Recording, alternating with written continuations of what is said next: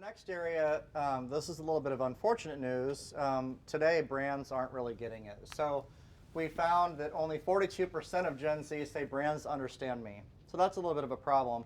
And we actually dove deeper and we wanted to find out, well, what sectors are doing it right now? So we asked a bunch of different sectors. We said, well, how well do they do at understanding you? And the sad news is only 3 came in even over 50%, which is really a low bar to set.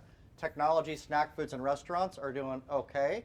But we've got a lot of ground to make up. And if you look, for example, luxury is really struggling. Travel, struggling. We know these guys want to travel around. They're looking for experiences. They're posting and sharing their experiences.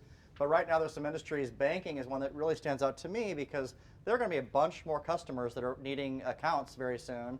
And there's a real lack of understanding of who Gen Z is today. Yeah, I think what's crazy, if you could just put that back up for a second, Colby, the luxury and the travel. The travel, I mean, we have travel clients at DeVries. We see all the numbers and how frequently Gen Z is traveling at a much younger age than millennials, for sure. Mm-hmm. And the fact that the alarm bells are not going off, right, it's so surprising to me, that one. And then beauty.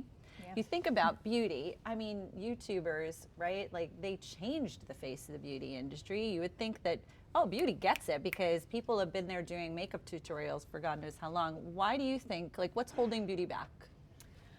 I think, for a long time, beauty has said that there's one way to be beautiful. And we are still on the journey as a collective industry on showing that we see all types of beauty, be it body shape, hair type, skin tone, gender identity. That's all on a journey, and some are moving fast. I think the efforts of Sephora, for example, are amazing with the transgender community.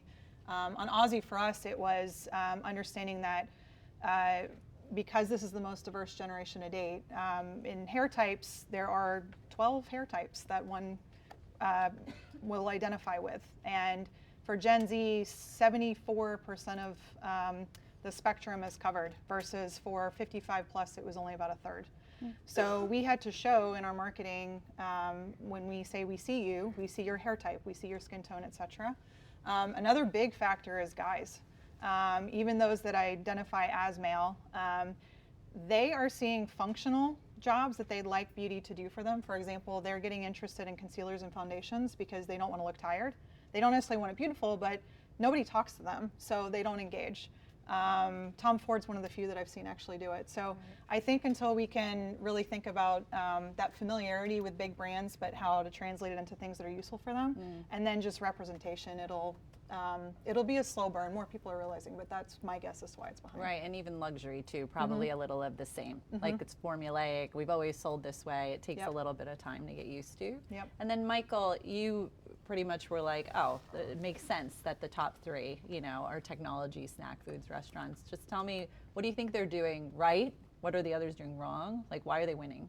Well, we'll say the obvious one is tech. I mean, new shiny gadgets are always going to be hot, so tech doesn't have to do too much to relate to Gen Z. I mean, we're pretty much going to buy that stuff if it's a great product. I think snack foods and restaurants are very interesting on why they're relating so much to Gen Z. There's nothing obvious about why those two brands or those two sectors should be doing so well with Gen Z. So why is that? Well, snack foods like Oreo, restaurants like Taco Bell, Wendy's, one more, who else? Denny's.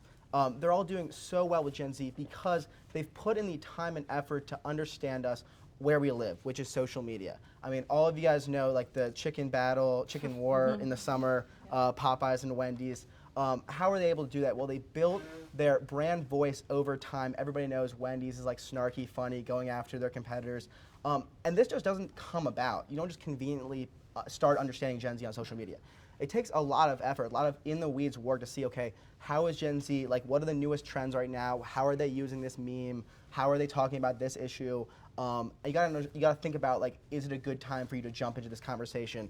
If you get that wrong, this is actually more difficult than it sounds. Like the fellow kids, a lot of brands get roasted. But if you do this right, if you put in the time and effort to actually understand our generation, you can be as successful. Any sector can be as successful as restaurants and snack foods if they put in this time. So luxury and travel, there's no reason why snack foods and restaurants should be beating them, other than they just put in the time to get into the weeds on social media and really understand how we interact with each other on there and basically just speak our language. So just a question for you, Colby, and I don't know if you know the answer to this, but like thinking about like jumping in and getting to know the audience.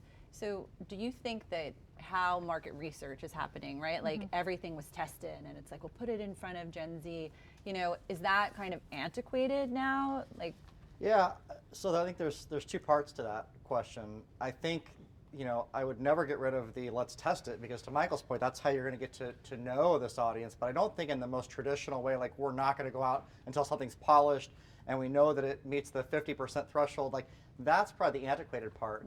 But I think there's ways to say, I understand you, Gen Z, and guess what? Hey, I want you to help me make these decisions. I want you to be part of this journey with me. So I think there's still a testing and a conversation, but it's not in the more traditional fashion of old that would say, we hit 50%, let's go to field. And we're going to assume that this meets everyone's needs. okay.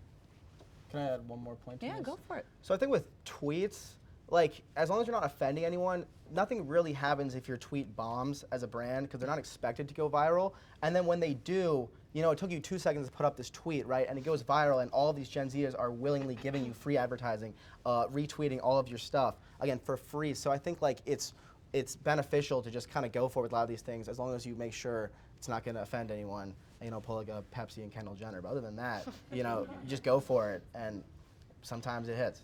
I had one thought to what you said, Colby. I agree with you. We've changed all of our research strategy, be it product, marketing, et cetera, on Aussie, because you know, the old glass wall approaches were an absence of a digital world. And Gen Z will tell you exactly what they're thinking. Our last innovation pipeline for Aussie was all straight out of consumers sending us DMs saying, can you design something for 3A hair? I wish you had a serum. And like, okay. So then we started having stories with people from our brand saying, hey, we're looking at some scents. Which ones would you like? And you know, those conversations on an everyday basis are replacing some of the more antiquated ways of researching. And they're 365, 24/7. Right. So it's very adaptable.